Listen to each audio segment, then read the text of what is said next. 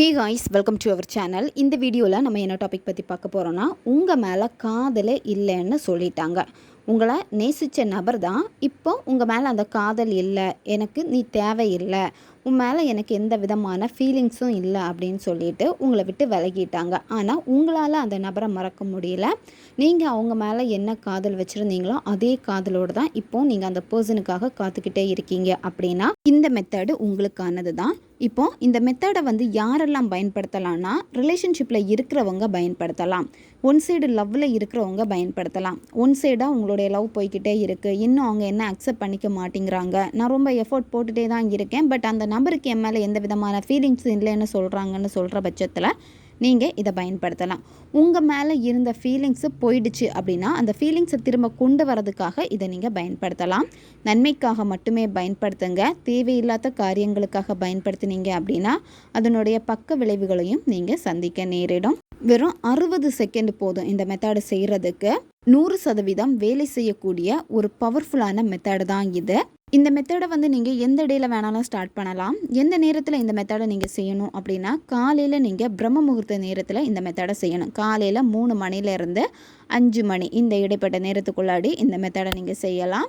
அல்லது நைட்டு 10 மணிக்கு மேலே இந்த மெத்தடை நீங்கள் செய்யுங்க. 10 மணிலேருந்து 12 மணி இந்த இடைப்பட்ட நேரத்துக்குள்ளாடி இந்த மெத்தடை செய்யுங்க.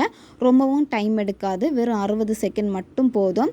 அந்த 60 செகண்டும் உங்களுக்கு என்ன வேணுமோ அதில் மட்டும்தான் உங்களுடைய கான்சன்ட்ரேஷன் இருக்கணும்.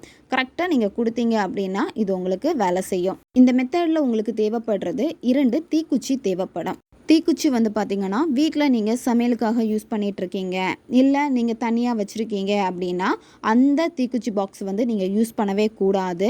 தனியாக, அதாவது புதுசாக நீங்கள் வாங்கிட்டு வரணும். நான் இன்னும் பயன்படுத்தலை, புதிய பாக்ஸ் தான் எங்கள் வீட்டில் இருக்குது அப்படின்னா நீங்கள் அந்த பாக்ஸு தீக்குச்சியை நீங்கள் பயன்படுத்திக்கலாம். உங்களுக்கு என்ன விஷயம் வேணுமோ அந்த விஷயத்த நினச்சிக்கோங்க. இப்போது நீங்கள் விரும்பக்கூடிய பர்சன் உங்களை பிளாக் பண்ணிட்டாங்க, உங்களுக்கு கால் பண்ணுறதில்ல, மெசேஜ் பண்ணுறதில்ல, நீங்கள் கால் மெசேஜ் பண்ணாலுமே ரெஸ்பான்ஸ் பண்ண மாட்டேங்கிறாங்க, உங்களுடைய மெசேஜை பார்க்குறாங்க, ரிப்ளை இல்லை. சிலருக்கு மெசேஜை பார்க்கவே மாட்டேங்கிறாங்க, ஆனால் ஆன்லைனில் இருக்காங்க. ரொம்பவும் என்கிட்ட ரொம்ப நல்லா பேசி நம்பிக்கை கொடுத்தாங்க, ஆனால் இப்போ வேறு யாரோ மாதிரி ரியாக்ட் பண்ணுறாங்க.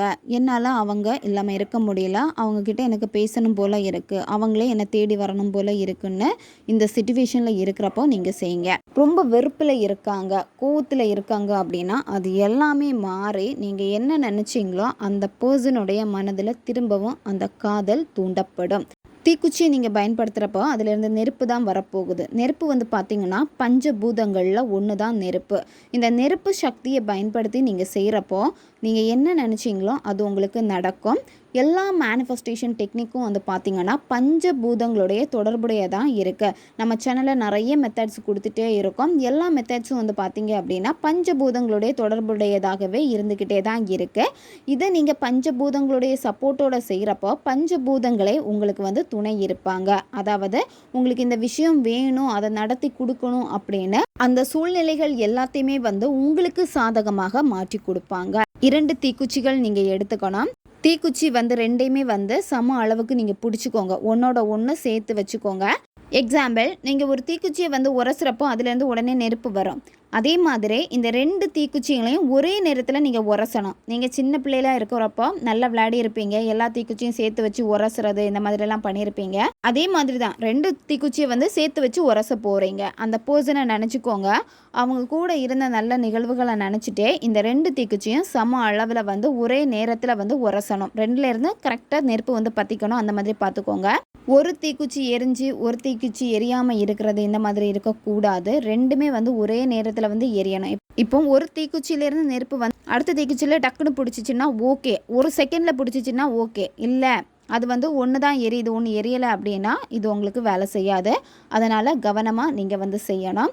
இந்த தீக்குச்சியை உரசுறப்போ இந்த மந்திரத்தை சொல்லிவிட்டு இந்த தீக்குச்சியை நீங்கள் உரசணும். இப்போ மந்திரம் உங்களுக்கு வீடியோ ஸ்க்ரீன்லேயே வரும், பார்த்துக்கோங்க. யாருக்காக இதை நீங்கள் செய்ய போகிறீங்களோ அந்த நபருடைய பேரை சொல்லிவிட்டு அபம் ஷோத் ஹூப். தீக்குச்சி நெருப்பு ஃபுல்லாகவே எரிஞ்சு அணையணும். நீங்கள் கையில் வச்சுக்கோங்க.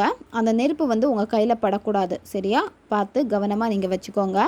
நீங்கள் இந்த மந்திரத்தை ரிப்பீட் பண்ணிக்கிட்டே இருக்கணும். அந்த நெருப்பு எரிஞ்சு முடிகிற வரைக்குமே இந்த மந்திரத்தை நீங்கள் சொல்லணும்.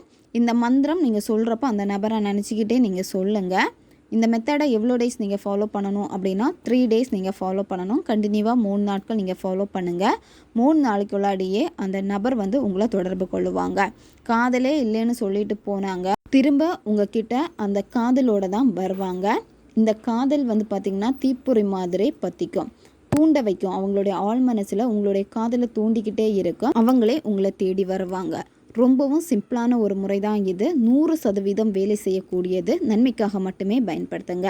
ஓகே காய்ஸ், நம்ம சேனல் உங்களுக்கு பிடிச்சிருக்குன்னா மறக்காமல் சப்ஸ்கிரைப் பண்ணிக்கோங்க. வீடியோவை தேவைப்படுற உங்கள் ஃப்ரெண்ட்ஸுக்கும் மறக்காமல் ஷேர் பண்ணுங்கள்.